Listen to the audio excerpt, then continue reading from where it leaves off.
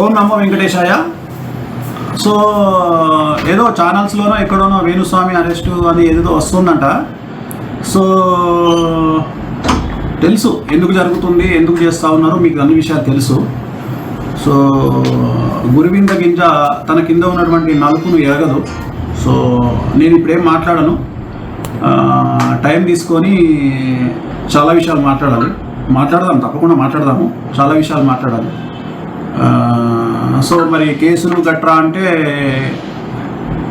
హీరోయిన్లను ఈ మధ్యకాలంలో ఒక పొలిటీషియన్ ఒక లేడీని మాలో మెంబర్ ఉన్నటువంటి అమ్మాయిని కూడా బూతులు తిడుతున్నటువంటి సందర్భాలు మనం చూస్తూ ఉన్నాం. అలాగే ఒకప్పుడు పవర్ స్టార్ పవన్ కళ్యాణ్ గారిని ఎలా ఆడుకున్నారో అన్నీ చూసినాము.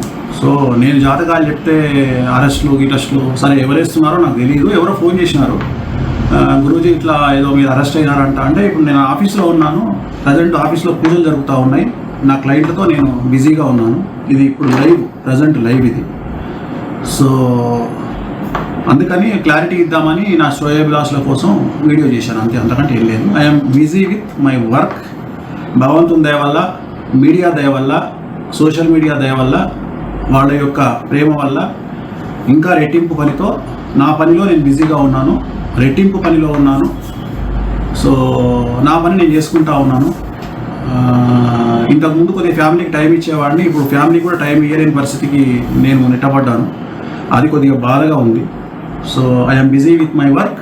అపాయింట్మెంట్లు నడుస్తూ ఉన్నాయి, అపాయింట్మెంట్లు ఇచ్చాము, అలాగే పూజలు కంటిన్యూ అవుతూ ఉన్నాయి. నా పనిలో నేను ఉన్నాను.